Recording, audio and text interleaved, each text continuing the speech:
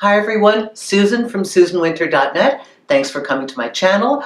I'm continuing with question and answer today. And if you haven't subscribed, please do so now. That really means a lot to me. And if you have, thank you, thank you, thank you. I've got a question about heartache and thinking of your partner with someone new. Okay, and this is a good one because we can tend to do this to ourselves. This is from Ed. And Ed writes, "Hello Susan, here are my thoughts on a video request. As we experience the grief of a heartache, we also have a variety of emotions to deal with, as you've discussed in your videos. One huge additional thing I'm not sure you've covered is the reality of how to deal with the thought and feeling of knowing your former lover is having sex with someone new or will be having sex with someone new. Thank you." Ed. Okay, Ed and everyone else. So there are a number of things that we do to ourselves when we have a breakup. First of all, we put our partner on a pedestal. Even if they left us, we can think that they were the one that got away.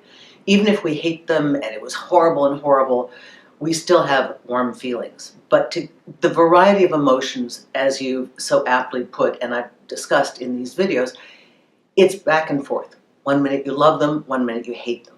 1 minute you're glad to be getting rid of them, the next minute you're like, I can't believe that somebody else is making love to my partner.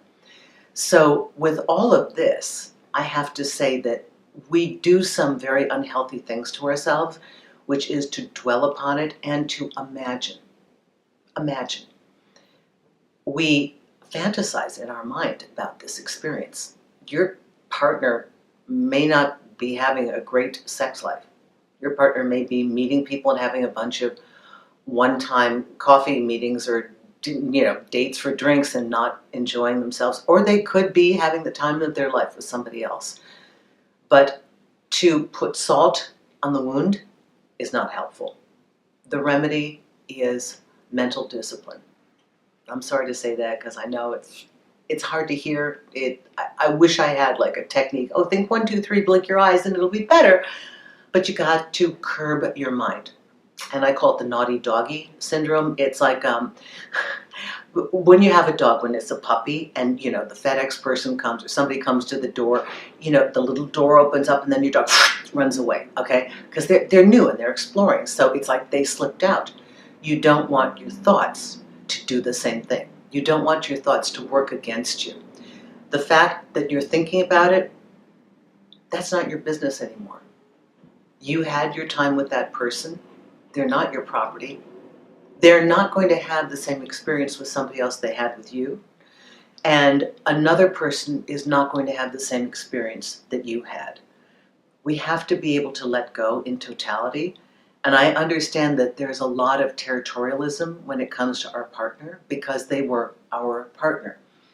And our more sophisticated modern self says, well, I know that I don't own people and I don't possess them. And yet the animal that lives inside us, is like, yeah, but they were mine and I don't want to share them with anybody.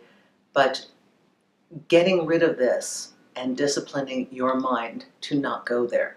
If you have to put a rubber band on your wrist and pull it, that doesn't help you. That keeps you stuck.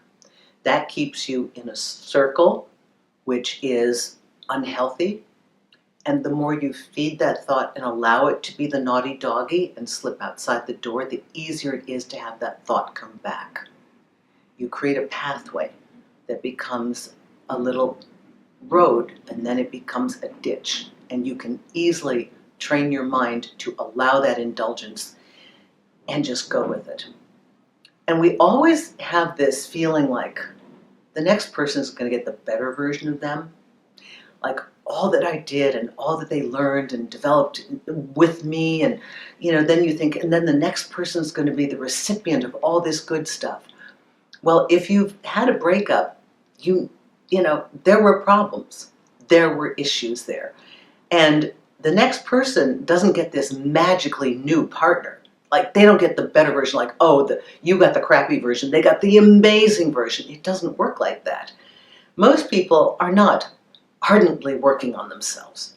So, what you knew maybe they'll get a worse version. We don't know this.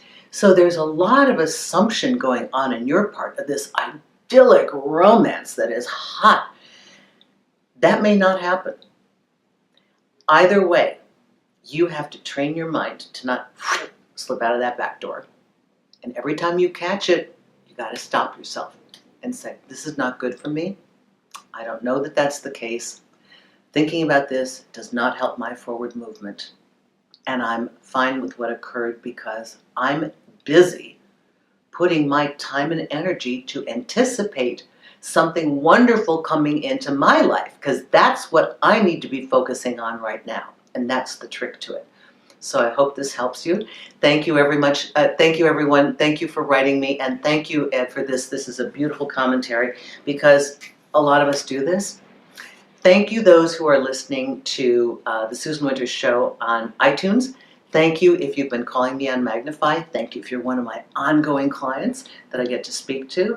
And thank you, those of you who've chosen to work with me privately through my website. You know that I care about you, and you know that I love watching you grow and develop your partnership skills so that you're savvy and you've got your moxie and you kind of got your mojo down. Thank you, everyone, for taking me into your home and for watching these videos. Bye-bye now.